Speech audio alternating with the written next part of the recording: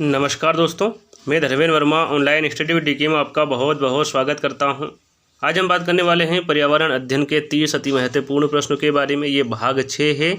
भाग 5 हम पहले ही अपलोड कर चुके हैं। यदि आपने उनको नहीं देखा है तो उसकी लिंक आपको डिस्क्रिप्शन मिल जाएगी, वहाँ पर जाकर उन सभी वीडियो को आप 1 बाय 1 करके देख लीजिएगा। सभी के सभी इंपॉर्टेंट प्रश्न हैं, चाहे वो सीटेट एग्ज़ाम हो, एमपीटेट एग्ज़ाम हो, सुपर यूपीटेट एग्ज़ाम हो या फिर रेट एग्ज़ाम हो, सभी के लिए मोस्ट इंपॉर्टेंट क्वेश्चन लिए गए हैं। तो स्किप नहीं करना है, पूरा देखना है।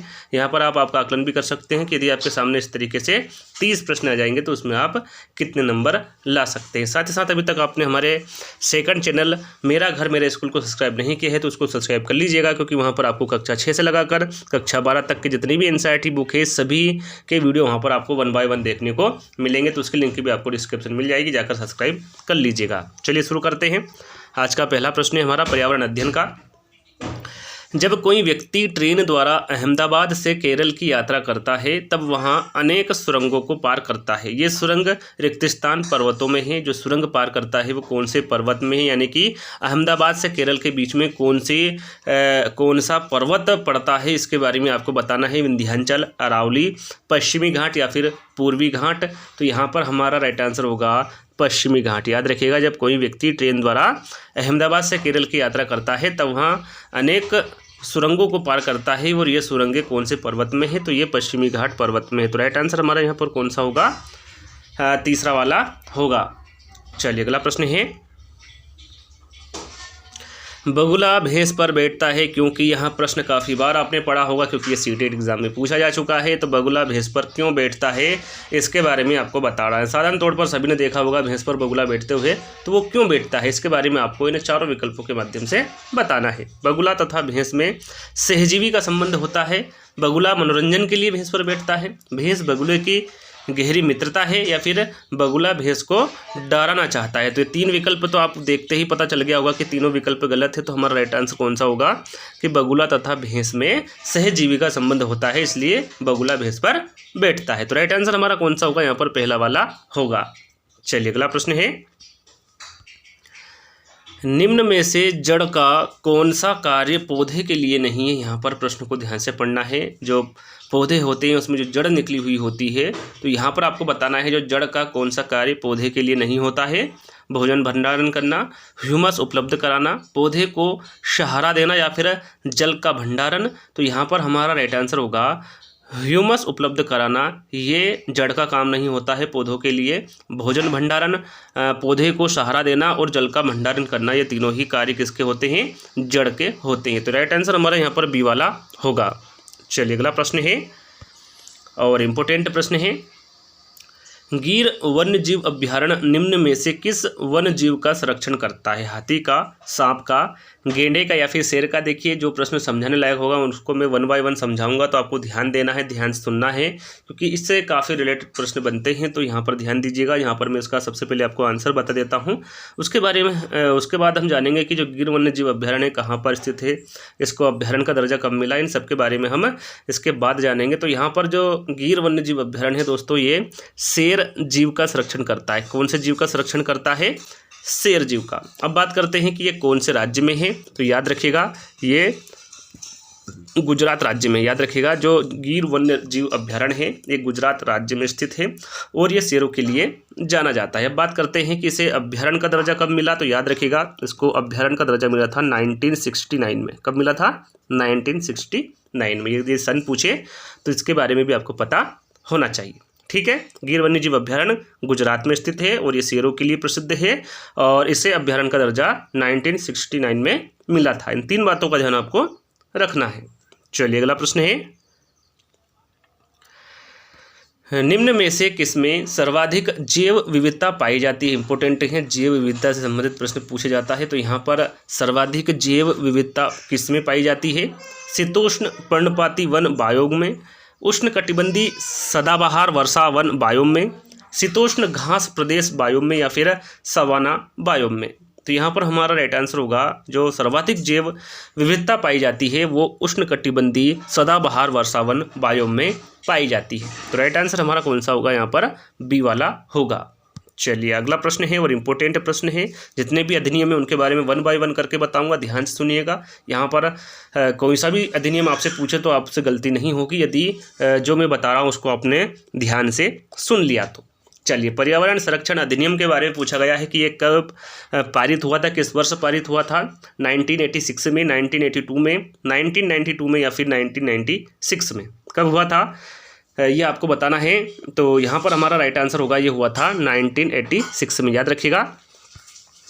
पर्यावरण संरक्षण अधिनियम 1986 में पारित हुआ था। चलिए, अब और भी अधिनियम है उसके बारे में हम जान लेते हैं, उसके बाद इसके बारे में थोड़ा सा हम जानकारी आपको देंगे। देखिए 1 बाय 1 करके बताऊंगा, एक एक करके बताऊंगा, तो आपको ध्यान से सुनना है। जल अधिनियम के बारे में पूछा जाता है, जो जिसको प्रदूषण निवारण एवं नियंत्रण भी अधिनियम कहा जाता है। तो ये 1974 में इसको पारित किया गया था, याद रखिएगा। जितने भी मैं सन बताऊंगा वो उसको उस दिन पारित किया गया है, तो ये आपको ध्यान में रखना है। जल अधिनियम या फिर प्रदूषण निवारण एवं नियंत्रण अधिनियम के बारे में पूछे तो ये 1974 में इसको पारित किया गया था। वायु अधिनियम के बारे में पूछे या फिर प्रदूषण एवं नियंत्रण अधिनियम के बारे में पूछे तो ये 1981 में दिया गया था। वन्य जीव संरक्षण अधिनियम के बारे में पूछे, देखिए जो भी संरक्षण अधिनियम है इसमें थोड़े से ही डिफरेंस होते हैं और आप यहाँ पर गलती कर देते हैं, तो आपको सभी जो अधिनियम है उनको ध्यान से सुनना है। उसके बाद आपको वहाँ पर टिक करना है कि इसमें पूछा क्या गया है, उसके बाद ही आपको आंसर देना है, चाहे वो प्रश्न कोई सा भी हो। सबसे पहले आपको प्रश्न की गहराई को समझना है, उसके बाद आंसर देना है। क्योंकि कभी कभी क्या होता है, 1 या 2 नंबर से जो बच्चा रह जाता है, जो फेल हो जाता है, जब उसको पता चलता है 1 और 2 नंबर की क्या अहमियत होती है, जब उसको 1 या 2 नंबर से वो फेल हो जाता है, तो तभी होता है, तब उसको उसका आंसर पता होने के बाद भी वो गलत करता है, तब उसको उसका एहसास होता है कि वहाँ पर गलती हुई थी और आगे से मैं ये गलती नहीं करूँगा। तो आप पहले से ही वो गलती नहीं करेंगे तो पहले ही अटेम्प्ट में आप पास हो जाओगे। तो यहाँ पर मैं आपको बता रहा था कि वन्य जीव संरक्षण अधिनियम 1972 में पारित हुआ था। वन संरक्षण अधिनियम, देखिए वन्य जीव संरक्षण अधिनियम 1972 में हुआ था और वन संरक्षण अधिनियम 1980 में हुआ था, यानी कि 1980 में हुआ था। अब पर्यावरण संरक्षण अधिनियम, जिसके बारे में अभी आपको बताया था, 1986 में ये पारित हुआ था।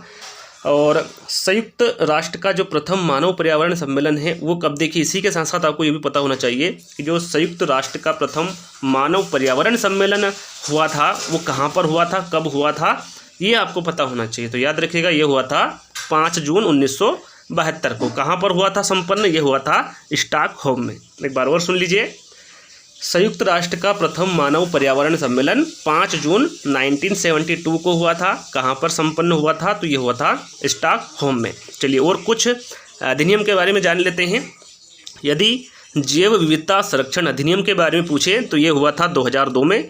और राष्ट्रीय जल नीति के बारे में पूछे तो ये भी हुआ था 2002 में। जैव विविधता संरक्षण अधिनियम और राष्ट्रीय जल नीति ये दोनों पारित कब हुए थे, 2002 में हुए थे।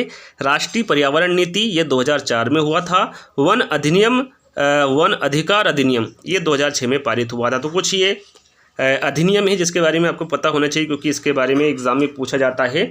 तो थोड़ी सी जानकारी मैं आपको यहाँ पर पर्यावरण जिसके बारे में हम बात कर रहे हैं, जो प्रश्न है उसके बारे में आपको जानकारी दे देता हूँ।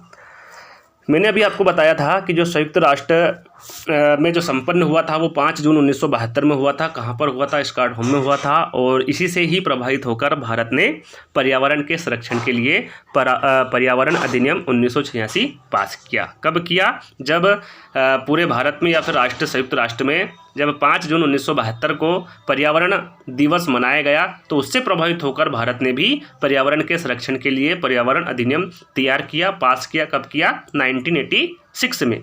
और इस अधिनियम में धाराएं की बात करें, अध्यायों की बात करें, तो ये तो आता तो नहीं एग्जाम में, पर ध्यान रखिएगा इस अधिनियम में 26 धाराएं हैं जिन्हें 4 अध्यायों में बांटा गया है। कितनी धाराएं हैं, 26 धाराएं हैं और जिन्हें 4 अध्यायों में बांटा गया, याद रखिएगा। और यह कानून पूरे देश में कब लागू किया गया था, तो ये किया गया था 19 नवंबर 1986 को, याद रखिएगा। यदि यहाँ पर सन के साथ साथ डेट भी पूछे तो आपको 19 नवंबर याद रखना है। तो हमारा राइट आंसर कौन सा होगा, यहाँ पर पहला वाला होगा। चलिए अगला प्रश्न है, निम्न में से कौन सी प्राकृतिक वनस्पति मरुस्थलीय प्रदेशों में पाई जाती है। यहाँ पर आपको बताना है वो कौन सी प्राकृतिक वनस्पति है जो कहाँ पाई जाती है, मरुस्थलीय प्रदेशों में पाई जाती है। महोगनी है, कैक्टस है, फर है या फिर चंदन है। इंपॉर्टेंट प्रश्न है, तो याद रखिएगा वो है कैक्टस। याद रखिएगा जो प्राकृतिक वनस्पति कैक्टस है ये मरुस्थलीय प्रदेशों में पाई जाती है? इंपॉर्टेंट प्रश्न है। राइट आंसर हमारा यहाँ पर बी वाला होगा। चलिए अगला प्रश्न है, निम्न में से कौन सा वृक्ष जैविक कीटनाशक का उत्पादक है? यहाँ पर प्रश्न को ध्यान से पढ़ना। फिर मैं आपको बता रहा हूँ कौन सा वृक्ष जैविक कीटनाशक का उत्पादक है, इसके बारे में पूछा गया है। नीम है, देवदार है, चीड़ है या फिर ओक है? तो यहाँ पर हमारा राइट आंसर होगा नीम। याद रखिएगा, जैविक कीटनाशक का जो उत्पादक है वो नीम होगा। राइट आंसर हमारा यहाँ पर पहला वाला होगा। जो इंपॉर्टेंट प्रश्न है उन्हीं को लिया गया है, तो आपको स्किप नहीं करना है। अंत में जरूर बताना है कि आज की वीडियो आपको कैसा लगा। बहुत मेहनत लगती है वीडियो बनाने में, तो वीडियो को लाइक कर दीजिएगा। आपके लाइक और कमेंट्स के माध्यम से ही हमें पता चलता है, हम आकलन कर सकते हैं कि यह वीडियो आपके काम का है और अगला पार्ट है इसका हमें जरूर बनाना चाहिए। तो आपको कमेंट्स के माध्यम से अच्छा लगे या ना लगे, दोनों के बारे में आपको कमेंट्स में बताना है। यदि अच्छा लगे तो लाइक कर देना है, अच्छा नहीं लगे तो डिसलाइक आप बेशक कर सकते हैं। तो यहाँ पर नवा प्रश्न है हमारा, निम्न में से कौन सा पक्षी कैक्टस पौधे के कांटों के बीच अपना घोंसला बनाता है? वो कौन सा पक्षी है जो कैक्टस पौधे होते हैं उनके कांटों के बीच अपना घोंसला बनाता है? वो शकरखोरा है, बया है, कलचीड़ी है या फिर फाख्ता है? तो यहाँ पर हमारा राइट आंसर होगा फाख्ता। याद रखिएगा, जो फाख्ता पक्षी होता है ये कैक्टस पौधे के कांटों के बीच अपना घोंसला बनाता है। तो राइट आंसर हमारा यहाँ पर फोर्थ वाला होगा। चलिए अगला प्रश्न है, पशुओं की त्वचा पर विविध पैटर्न उनकी त्वचा पर बालों के कारण होते हैं, उनकी शारीरिक शक्ति को इंगित करते हैं, परावर्तित प्रकाश के कारण होते हैं या फिर ये सभी? तो यहाँ पर हमारा राइट आंसर होगा उनकी त्वचा पर बालों के कारण होते हैं, पशुओं की त्वचा पर विविध पैटर्न। तो यहाँ पर राइट आंसर हमारा कौन सा होगा? पहला वाला होगा। चलिए अगला प्रश्न है, भूतापी ऊर्जा किस प्रकार का संसाधन है? इंपॉर्टेंट है। भूतापी ऊर्जा के बारे में पूछा गया है कि ये किस प्रकार का संसाधन है। पारंपरिक नवीनीकृत है, अपारंपरिक अनवीनीकृत है, अपारंपरिक नवीनीकृत है या फिर पारंपरिक अनवीनीकृत है? तो यहाँ पर भूतापी ऊर्जा के बारे में पूछा गया है, तो ये एक प्रकार का अपारंपरिक नवीनीकृत संसाधन है। तो राइट आंसर हमारा यहाँ पर तीसरा वाला होगा। चलिए अगला प्रश्न है, वन संरक्षण अधिनियम के अनुसार किसकी खेती गैर वन्य गतिविधि है? यहाँ पर वन संरक्षण अधिनियम कब पारित किया गया था, इसके बारे में मैंने आपको थोड़ी देर पहले ही बताया था। यदि आपने ध्यान में रखा होगा तो आपको यहाँ पर पता होगा। यह नहीं पता है तो एक बार फिर बता देता हूँ। जो वन संरक्षण अधिनियम है वो 1980 में पारित हुआ था। कब हुआ था? 1980 में। ध्यान रखने वाली बातें हैं क्योंकि ये एग्जाम में पूछी जाती है। कौन सा अधिनियम कब पूछ ली जाए इसका कोई पता नहीं होता है। तो जितने भी अधिनियम हैं, जो इंपॉर्टेंट अधिनियम है, उनको आपको याद करना जरूरी है। तो यहाँ पर वन संरक्षण अधिनियम के बारे में पूछा गया है कि इसके अनुसार किसकी खेती गैर वन्य गतिविधि है? तो वो चाय भी है, रबर भी है, शहतूत भी है। ये तीनों ही गैर वन्य गतिविधि हैं। खेती के बारे में यहाँ पर पूछा गया था कि वन संरक्षण अधिनियम के अनुसार किसकी खेती गैर वन्य गतिविधि है? तो वो चाय भी है, रबर भी है और शहतूत भी है। तो राइट आंसर हमारा यहाँ पर कौन सा होगा? ये सभी होगा। यहाँ पर एक छोटी सी जानकारी और दे देता हूँ, वैसे तो वो काम के नहीं, आपके इस प्रकार के प्रश्न नहीं पूछे जाते हैं। याद रखिएगा कि जो वन संरक्षण अधिनियम है इसका विस्तार जम्मू कश्मीर राज्य के सिवाय संपूर्ण भारत पर है। यानी कि जो अधिनियम है ये लागू जम्मू कश्मीर में नहीं होता है, बाकी सभी राज्य में होता है भारत के। तो ये छोटी सी जानकारी थी, वैसे तो इस प्रकार के प्रश्न नहीं पूछे जाते हैं, तो याद रखिएगा। चलिए अगला प्रश्न है, मीजोजोइक युग निम्न प्राणियों का युग माना जाता है। जो मीजोजोइक युग है इसके बारे में शायद आपने पढ़ा होगा। मीजोजोइक युग निम्न प्राणियों का युग माना जाता है। उभयचर जीवों का, सरीसृप जीवों का, पक्षियों का या फिर स्तनधारी जीवों का। तो जो मीजोजोइक युग है दोस्तों, ये सरीसृप जीवों का या फिर सरीसृप प्राणियों का युग माना जाता है। सरीसृप जो धरती पर रेंगने वाले जीव होते हैं उसे हम सरीसृप जीव कहते हैं, जैसे कि सांप। ठीक है, तो राइट आंसर हमारे यहाँ पर कौन सा होगा? बी वाला होगा। चलिए अगला प्रश्न है, बर्फ पर अंडे देने वाला पक्षी कौन सा है? यहाँ पर पूछा गया है कि जो पक्षी है जो बर्फ पर अंडे देता है वो कौन सा है? आर्कटिक टर्न है, हेमिंगबर्ड है, एल्बेट्रास है या फिर पेंगुइन है? इंपॉर्टेंट प्रश्न है। बर्फ पर अंडे देने वाले पक्षी के बारे में पूछा गया है, तो यहाँ पर हमारा राइट आंसर होगा पेंगुइन। याद रखिएगा, जो पेंगुइन पक्षी है वो बर्फ पर अंडे देता है। तो यहाँ पर राइट आंसर हमारा फोर्थ वाला होगा। चलिए अगला प्रश्न है, केदारनाथ अभ्यारण्य निम्न के लिए जाना जाता है। किस लिए जाना जाता है? केदारनाथ यात्रा। बहुत सारों का सपना होता है कि हम केदारनाथ एक बार जाएं, घूम कर आए, दर्शन करके आए भगवान के। तो ये सभी की इच्छा होती है और जहाँ तक मुझे लगता है आप सभी को पता होगा कि केदारनाथ मंदिर कहाँ पर स्थित है और उन्हीं के नाम से ही ये केदारनाथ अभ्यारण्य का नाम रखा गया है। तो केदारनाथ कहाँ पर स्थित है? तो ये उत्तराखंड में स्थित है। जहाँ तक मुझे लगता है सभी को पता होगा। केदारनाथ अभ्यारण्य के बारे में बात करें तो ये उत्तराखंड के चमोली जिले में स्थित है। अब इसकी स्थापना के बारे में बात करें तो इसकी स्थापना कब हुई थी? तो याद रखिएगा इसकी स्थापना हुई थी 1972 में। याद रखिएगा 2-3 बातें हैं। केदारनाथ अभ्यारण्य कहाँ पर स्थित है? तो ये उत्तराखंड राज्य में चमोली जिले में स्थित है। इसकी स्थापना 1972 में हुई थी।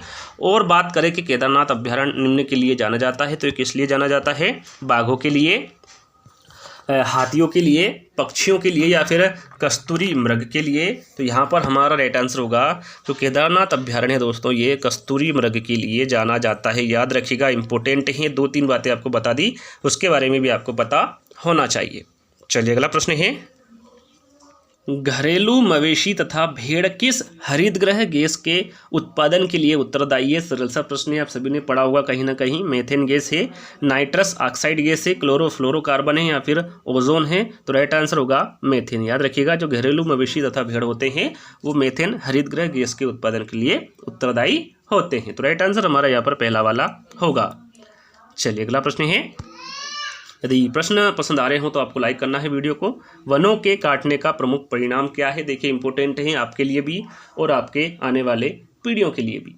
यहाँ पर बताना है वनों के काटने के लिए प्रमुख परिणाम क्या है? वन्य प्राणियों के प्राकृतिक आवास का विनाश, जल चक्रण पर प्रभाव, मृदा अपरदन या फिर ये सभी। इंपॉर्टेंट प्रश्न है, जहाँ तक मुझे लगता है इसका आंसर आप सभी को पता होगा। तो यहाँ पर हमारा राइट आंसर होगा ये सभी। भारत देश तो क्या पूरा विश्व एक दूसरे की टांग खींचने में यानी कि आगे बढ़ने में इतना व्यस्त हो गया है कि उसे पता भी नहीं है कि हम हमारे जो प्राकृतिक है उसे हम कितना नुकसान पहुँचा रहे हैं। उसका परिणाम आप खुद समझ सकते हैं कि यदि हम प्राकृतिक को आने वाले समय में ऐसे ही नुकसान पहुँचाते रहे तो आगे क्या होगा। तो ये आपको ध्यान रखना है। आपको हर साल जितने बने उतने पेड़ लगाने हैं और जिससे क्या होता है आप सभी को पता है। पेड़ लगाने से क्या होता है, ज़्यादा जानकारी मैं नहीं दूंगा, आप सब समझदार है। तो राइट आंसर हमारा क्या होगा यहाँ पर? ये सभी होगा। चलिए अगला प्रश्न है, वाष्पोत्सर्जन की क्रिया होती है इसलिए, प्रकाश संश्लेषण की क्रिया होती है इसलिए या फिर ये सभी के लिए? तो यहाँ पर हमारा राइट आंसर होगा पौधों को वायुमंडल का शुद्धिकारक कहा जाता है क्योंकि इसमें प्रकाश संश्लेषण की क्रिया होती है इसलिए। तो राइट आंसर हमारा यहाँ पर सी वाला होगा। चलिए अगला प्रश्न है और इम्पोर्टेंट प्रश्न है, सरिस्का राष्ट्रीय उद्यान स्थित है। यहाँ पर आपको बताना है जो सरिस्का राष्ट्रीय उद्यान है ये कहाँ पर स्थित है। सरल सा प्रश्न है और इम्पोर्टेंट प्रश्न भी है। तो ये गुजरात में कहाँ पर है, कौन से राज्य में भारत के? तो ये राजस्थान राज्य में है। सरिस्का राष्ट्रीय उद्यान जिले के बारे में पूछे तो याद रखिएगा ये अलवर राज्य में अलवर जिले में स्थित है, राजस्थान राज्य है। और इसकी स्थापना के बारे में पूछे तो याद रखिएगा इसकी स्थापना हुई थी 1959 में। क्षेत्रफल वैसे पूछा नहीं जाता है फिर भी मैं आपको बता देता हूँ। इसका क्षेत्रफल है 866 यानी कि 866 किलोमीटर। ठीक है, एक बार फिर दोहरा देता हूँ, कुछ गलती हुई बोलने में तो यहाँ पर एक बार फिर क्लियर कर देता हूँ। सरिस्का राष्ट्रीय उद्यान राजस्थान राज्य के अलवर ज़िले में स्थित है और इसकी स्थापना 1955 में हुई थी और इसका क्षेत्रफल 866 किलोमीटर है। और यदि पूछे कि यह बाघ परियोजना का दर्जा इसे कब मिला तो ये भी इम्पोर्टेंट है। देखिए यदि पूछे कि इसकी स्थापना कब हुई थी तो 1955 में हुई थी। और यदि एग्जाम में पूछे कि इसे बाघ परियोजना का दर्जा कब मिला था तो याद रखिएगा ये मिला था 1978 में। ठीक है, 1955 में इसकी स्थापना हुई थी और 1978 में इसे बाघ परियोजना का दर्जा मिला था। किसे? सरिस्का राष्ट्रीय उद्यान को, जो कि राजस्थान के अलवर जिले में स्थित है। ठीक है, ये सभी बातों का ध्यान आपको रखना है। तो राइट आंसर हमारा कौन सा होगा? पहला वाला होगा। चलिए इंपॉर्टेंट प्रश्न है, आने वाला प्रश्न भी। WWF से आशय क्या है? यहाँ पर देखिए जो फाइट होती है WWF उसके बारे में यह प्रश्न नहीं है, ये पर्यावरण से संबंधित प्रश्न है। तो यहाँ पर आपको WWF से आशय या फिर उसका संक्षिप्त रूप बताना है, उसका पूरा नाम क्या है, इसके बारे में आपको जानकारी मांगी गई है। क्या है? तो राइट आंसर होगा जो WWF का पूरा नाम होता है वो वर्ल्ड वाइल्ड लाइफ फंड होता है। याद रखिएगा, यदि हम इसका हिंदी अनुवाद करें तो इसको हिंदी में कहा जाता है विश्व वन्यजीव कोष, याद रखिएगा विश्व वन्यजीव कोष इसको हिंदी में कहा जाता है। यदि प्रश्न में पूछे कि विश्व वन्यजीव कोष या फिर वर्ल्ड वाइड लाइफ फंड की स्थापना कब हुई थी, तो याद रखिएगा इसकी स्थापना हुई थी 1961 में। यदि सन पूछे तो आपको 1961 बताना है। मुख्यालय पूछे तो स्विट्जरलैंड बताना है। क्या बताना है? स्विट्जरलैंड। और यहाँ जो संगठन है इसका लक्ष्य क्या था, इसका लक्ष्य क्या है, इसके बारे में यदि पूछे तो याद होना चाहिए इसका लक्ष्य है वन्यजीव का संरक्षण करना तथा पर्यावरण पर मानवीय प्रभाव को हटाना। ये इसका प्रमुख लक्ष्य है किसका?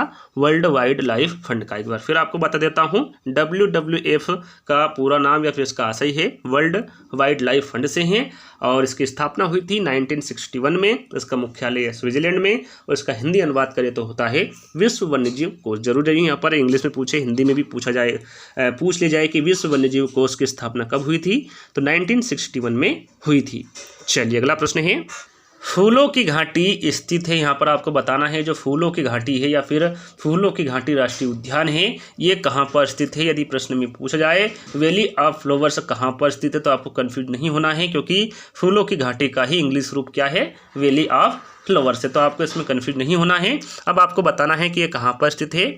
जम्मू कश्मीर में है, हिमाचल प्रदेश में है, सिक्किम में है या फिर उत्तराखंड में है। तो मैंने आपको अभी थोड़ी देर पहले ही केदारनाथ अभ्यारण्य के बारे में बताया गया था, मैंने आपको बताया था, सॉरी क्या बताया था आपको मैंने, वहाँ पर जो केदारनाथ अभ्यारण्य है उत्तराखंड के चमोली में स्थित है और उसकी स्थापना 1972 में हुआ था। ये मैंने आपको वहाँ पर बताया था। तो यहीं पर वो दोहरा रहा हूँ क्योंकि जो फूलों की घाटी राष्ट्रीय उद्यान है यह भी कहाँ पर स्थित है? उत्तराखंड के चमोली जिले में ही स्थित है। याद रखिएगा, केदारनाथ अभ्यारण्य के बारे में पूछे या फिर फूलों की घाटी राष्ट्रीय उद्यान के बारे में पूछे, दोनों ही कहाँ पर स्थित है? उत्तराखंड के चमोली जिले में स्थित है। ठीक है। और यदि प्रश्न में पूछा जाए कि इस घाटी को यूनेस्को द्वारा विश्व धरोहर कब घोषित किया गया था, इंपॉर्टेंट है। यदि एग्जाम में पूछे कि फूलों की घाटी राष्ट्रीय उद्यान को यूनेस्को द्वारा विश्व धरोहर कब घोषित किया गया था, तो याद रखिएगा ये किया गया था 1982 में। कब किया गया था? 1982 में फूलों की घाटी को यूनेस्को द्वारा विश्व धरोहर घोषित कर दिया गया था। ये भी इंपॉर्टेंट है, ये भी आपको याद रखना है। याद रखिएगा फूलों की घाटी राष्ट्रीय उद्यान उत्तराखंड के चमोली जिले में स्थित है। चलिए अगला प्रश्न है, वन्यजीव सुरक्षा अधिनियम पारित किया गया था। थोड़ी देर पहले ही मैंने आपको सभी इस अधिनियम के बारे में बताया था। तो जहां तक मुझे लगता है आप सभी को पता होगा कि जो वन्यजीव सुरक्षा अधिनियम है ये कब पारित किया गया था। वर्ष 1960 में, वर्ष 1962 में, वर्ष 1972 में या फिर वर्ष 1975 में। तो यहाँ पर हमारा राइट आंसर होगा, पहले तो आप इसका आंसर कमेंट्स में दे सकते हैं क्योंकि थोड़ी देर पहले ही मैंने आपको इसके बारे में बताया था। तो यहाँ पर हमारा राइट आंसर होगा वर्ष 1972। मैंने आपको बताया था कि जो वन्यजीव सुरक्षा अधिनियम है वो वर्ष 1972 में पारित किया गया था। तो आपको इस सभी बातों का ध्यान रखना है। जैसे जैसे प्रश्न आगे बढ़ते जाएंगे आपके माइंड में वो बात आती जाएगी यदि आप वीडियो को ध्यान से देख रहे हो। तो यहाँ पर हमारा जो राइट आंसर होगा वो तीसरा वाला होगा।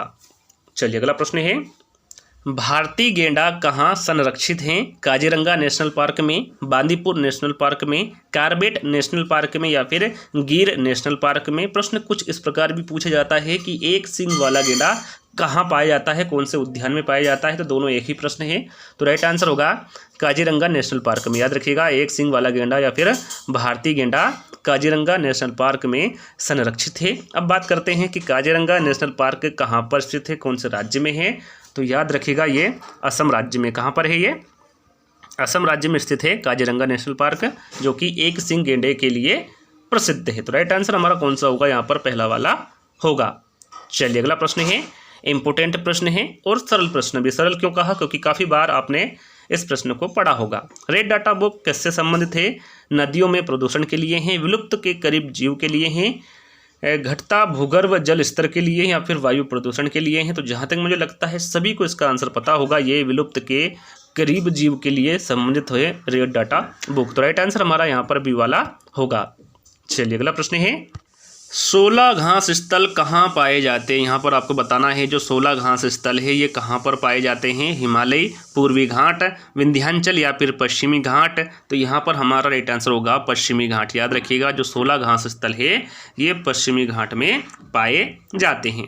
चलिए अगला प्रश्न है, भारत में पेनिकल पक्षी कहाँ प्रजनन करते हैं? इंपॉर्टेंट हैं, जो पेनिकल पक्षी होते हैं वो कहाँ पर प्रजनन करते हैं भारत में, इसके बारे में आपको बताना है। कोकारे बेलूर में, नेपापहू में, कुंथनकुलम में या फिर इन सभी में? तो यहाँ पर हमारा राइट आंसर होगा ये सभी में। याद रखिएगा, भारत में पेनिकल पक्षी कोकारे बेलूर में भी और केलापहू में भी और कुंथनकुलम में भी प्रजनन करते हैं। तो यहाँ पर हमारा जो राइट आंसर होगा वो फोर्थ वाला होगा।